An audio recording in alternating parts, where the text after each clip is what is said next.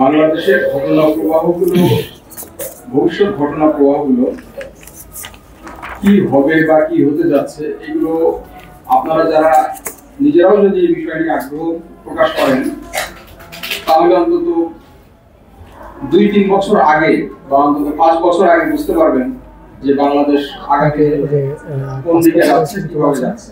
তো এই যে একটা প্রেক্ষাপট, সেই প্রেক্ষাপটে বাংলাদেশ আজ ভূ রাজনীতির একটা মানে অতল ঘূর্ণিপাকের মধ্যে নিপতিত হয়েছে। পুরো বাংলাদেশকে নিয়ে ভূ রাজনৈতিক ভাবে একটা নতুন খেলা শুরু হয়েছে। বিভিন্ন বিশ্ব শক্তি এই অঞ্চলে এসেছে তাদের নিজস্ব লক্ষ্য স্বার্থ বাস্তবায়নে। 2013 সালের যখন আমি প্রথম পার্বত্য নিউজ চালু করি, ফেব্রুয়ারি মাসে আমরা কক্সবাজারে গিয়েছিলাম আমাদের কক্সবাজার প্রতিনিধিদের সাথে মত বিনিময় করতে। ঢাকায় এবং কক্সবাজারে আমার কাছে একই প্রশ্ন ছিল যে আপনি নাম পার্বত্য নিউজ, কক্সবাজার কেন এর ভিতরে? আমি বলেছিলাম যেহেতু আমি এই অঞ্চল নিয়ে দীর্ঘদিন কাজ করি, আমি বুঝতে পারছি সেদিন খুব দেরি নয় যেদিন পার্বত্য চট্টগ্রামে যে সমস্যা আজকে মোকাবেলা করছে সেই একই সমস্যা কক্সবাজারও মোকাবেলা করবে এবং এটি আরও বড় আকারে, পার্বত্য চট্টগ্রামের থেকে আরও বড় আকারে ঘটবে। কাজেই আপনারা সচেতন হন। আমি এখানে এসেছি মূলত ওই ষড়যন্ত্র এখানে আসার আগে বাংলাদেশের পক্ষে মানুষকে সচেতন করতে। 2017 সালের আগস্ট মাসে শুরু হলো আমাদের এখানে রোহিঙ্গা ইনফ্লাক্স এবং এর মধ্য দিয়ে বাংলাদেশ একটা ওই অঞ্চল মানে পার্বত্য চট্টগ্রাম যে সমস্যাটা ছিল ন্যাশনাল এবং রিজিওনাল সমস্যা, রোহিঙ্গা আসার পরে এই সমস্যাটা একটা গ্লোবাল সমস্যায় পরিণত হলো।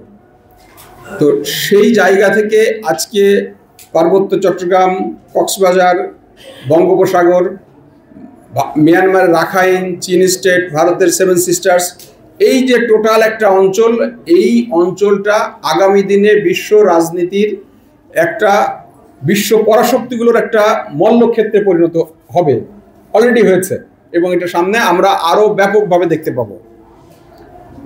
এর প্রেক্ষাপটগুলো বহুদিন ধরে তৈরি করা হয়েছে, এটা আজকের প্রেক্ষাপট না।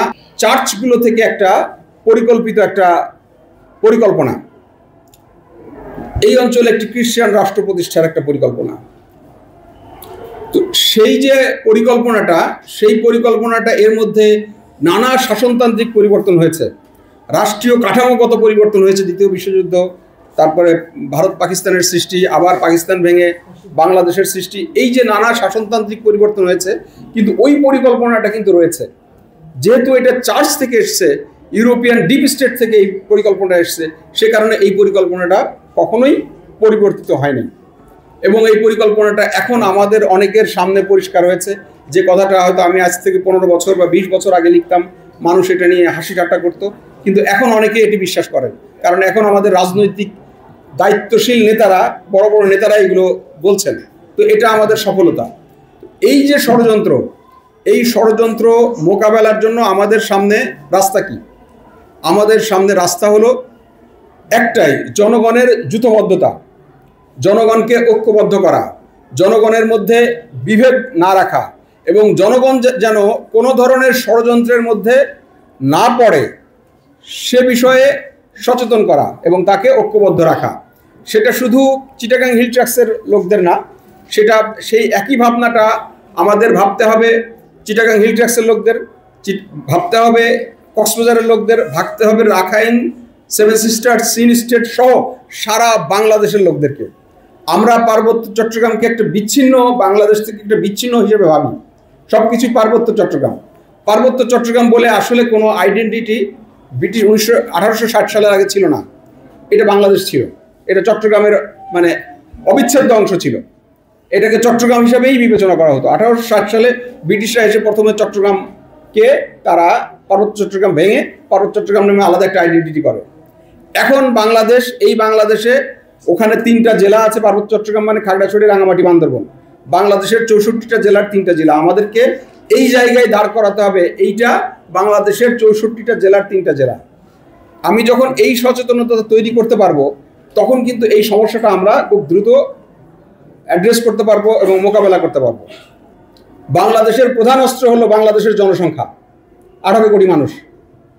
এই 18 কোটি মানুষের যদি 10% লোক স্বাধীনতার মন্ত্রে উজ্জীবিত হয়ে যদি রুখে দাঁড়ায়, তাহলে এই জনসংখ্যা কত হয়? 1,80,00,000।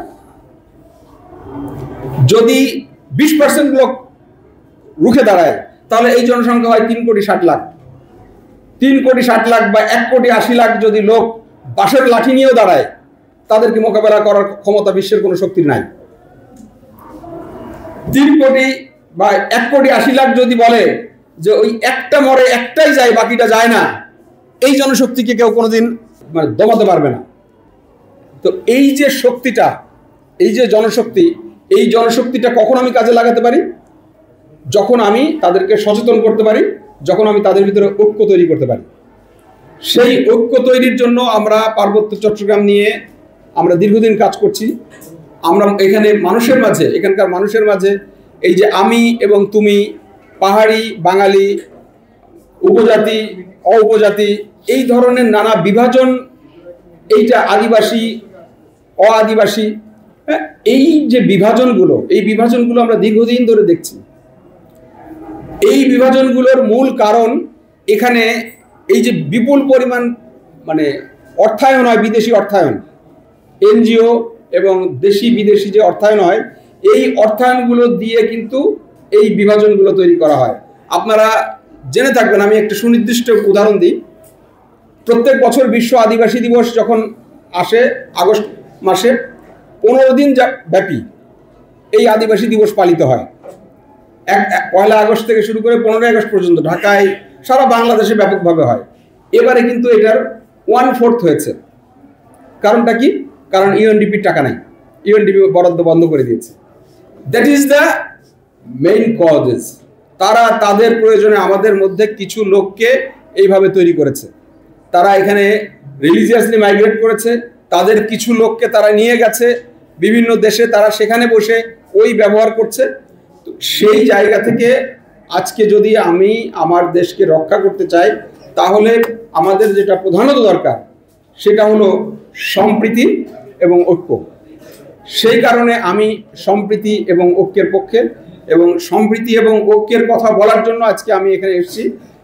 তবে আজকে যারা আয়োজক, তাদের কাছে আমার অনুরোধ থাকবে, তারা যেন নিজেদের মধ্যে সম্প্রীতি এবং ঐক্য বহাল রাখে।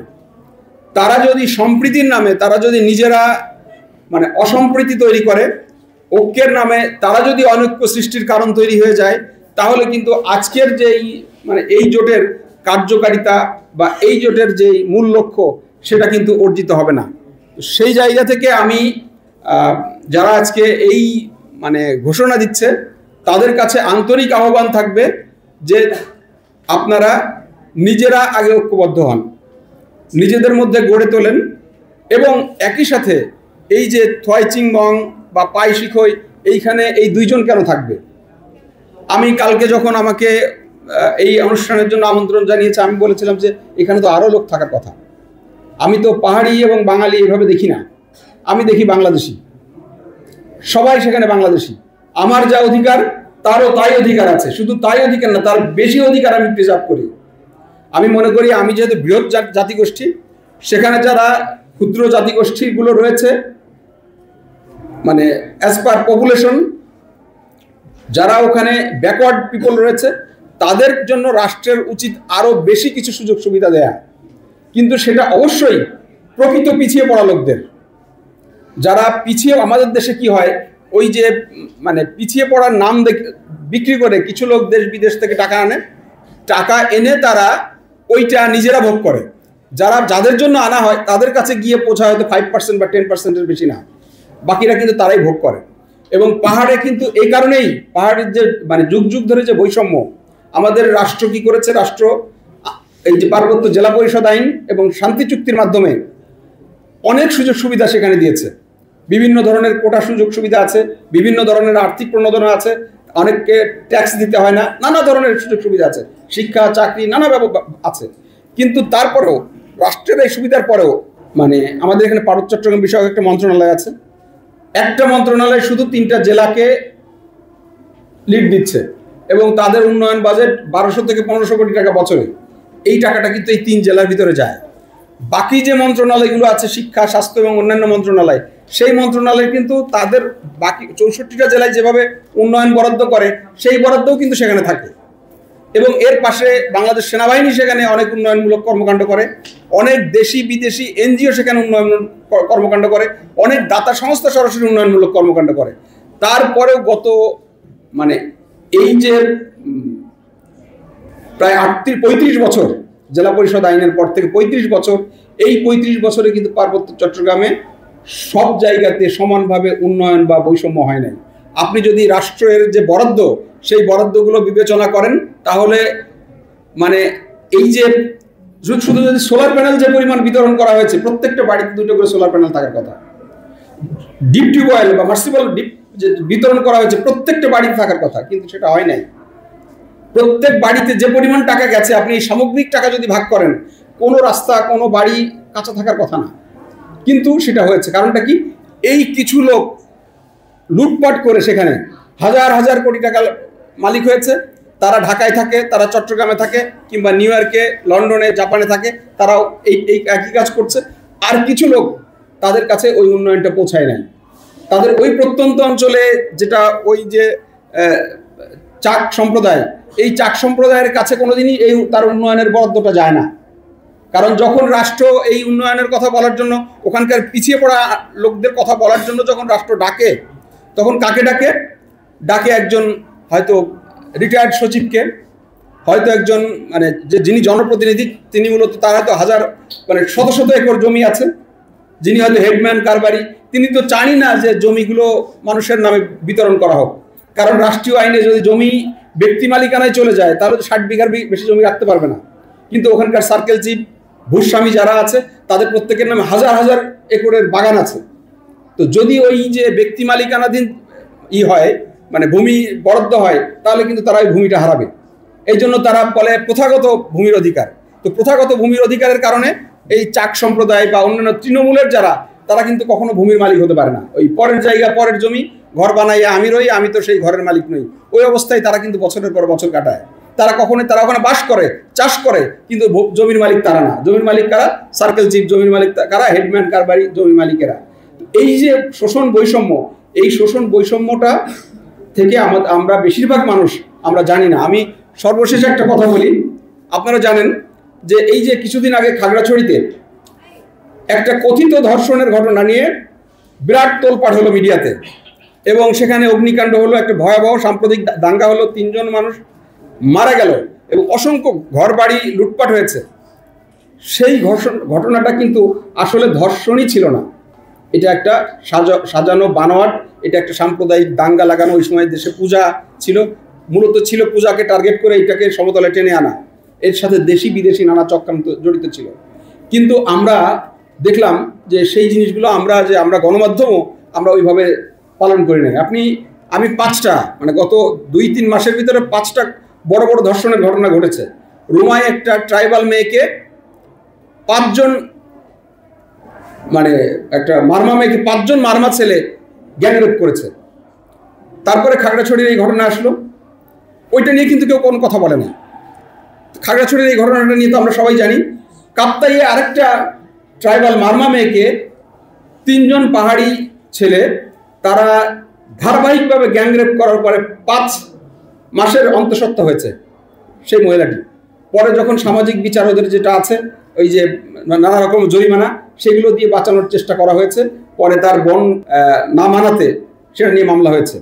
এরপরে আপনারা জানেন মাটিরাঙ্গায় একটা মেয়ে, সে পূজা দেখতে গিয়েছিল, তাকে 3টা ট্রাইবাল পূজার মন্দির থেকে নিয়ে গিয়ে তাকে গ্যাংরেপ করেছে। এই গত সপ্তাহের ঘটনা। এবং তারপরে এই যে আমরা গতকাল যেটা নিউজ করেছি, একটা চাকমা স্কুল শিক্ষিকা আলুটালিয়ায় একটা বাঙালি ছেলের সাথে ঘুরতে এসেছিল। বাঙালি ছেলের সাথে কেন ঘুরতে এসেছিল? সেই কারণে তাকে গ্যাংরেপ করা, ওখানে রেপ করা হয়েছে। তো এই যে এতগুলো, আমি জাস্ট গত 2-3 মাসের ঘটনা বললাম, মানে 2 মাসের ঘটনা আমি আপনাদেরকে বললাম। এতগুলো ঘটনা ঘটেছে, আমরা মিডিয়ায় কটা জানি? আপনারা জানেন না যে ওইখানে এমন একটা বিচার ব্যবস্থা আছে, ওখানকার আঞ্চলিক সশস্ত্র সংগঠনগুলো, কোনো পাহাড়ি মেয়ে যদি কোনো বাঙালি ছেলের সাথে ঘোরাফেরা করে তাহলে তাকে পেটানো হয়, যদি প্রেম করে তাহলে তার রেপ করা হয়, যদি বিয়ে করে যদি ওখানে থাকে ওদের হাতে ধরা পড়ে তাহলে রেপ করা হয় এবং মেরে ফেলা হয়। এটা ওদের আঞ্চলিক সংগঠনগুলোর মানে আরোপিত শাস্তি। এটা বছরের পর বছর চলে আসছে, বছরের পর বছর চলে আসছে। আমাদের মিডিয়া, আমাদের গণমাধ্যম, আমাদের মানবাধিকার কর্মী, আমাদের নারী নেত্রীরা, কেউ এই সুশীল সমাজ, বুদ্ধিজীবী কেউ এগুলো নিয়ে কথা বলে না। এভাবে বছরের পর বছর এই পাহাড়ি মেয়েদের উপর নির্যাতন চালিয়ে আসছে এই আঞ্চলিক সশস্ত্র সংগঠনগুলো। আমরা কথা বলি না। ওই যে এইটা কেন হয়েছে, আমরা ওই বাইনারির মধ্যে ফেলেছি, আমি এবং তুমি, পাহাড়ি বাঙালি, এই বাইনারিটার বিভাজনের কারণে। তো সেই বিভাজন থেকে যদি আমরা নিজেদেরকে রক্ষা করতে চাই বা বাংলাদেশকে বাঁচাতে চাই, তাহলে আমাদের সম্প্রীতিটা তৈরি করতে হবে, আমাদের ঐক্যটা তৈরি করতে হবে। সেই জন্য সম্প্রীতি এবং ঐক্য জোটের প্রয়োজন রয়েছে। কিন্তু সেই কাজটি করতে গেলে আমাদের সবাইকে আগে প্রথমে তো নিজেদের সম্প্রীতি এবং ঐক্য তৈরি করতে হবে এবং অন্য সবাইকে এর মধ্যে আনতে হবে। শুধু 2 জন 3 জন 5 জন এইটা বললে আসলে এই কাজটা হবে না। এরকম চেষ্টা রাষ্ট্র বহুবার করেছে বা অনেকেই উদ্যোগ নিয়েছে, এটা আসলে খুব বেশি কার্যকর হয়নি। আমরা যদি এটাকে কার্যকর করতে চাই তাহলে আমাদেরকে সমস্ত সম্প্রদায়ের কাছে পৌঁছাতে হবে। আমি মনে করি এরা যারা আছে তারা চেষ্টা করবে এবং কোথাও যদি কোনো মিসট্রাস্ট বা অনৈক্য থাকে সেগুলো মোকাবেলার জন্য, সেগুলো নিরসনের জন্য তারা উদ্যোগ নেবে। এই কথা বলে আমি আমার বক্তব্য শেষ করছি। সবাইকে ধন্যবাদ জানাচ্ছি।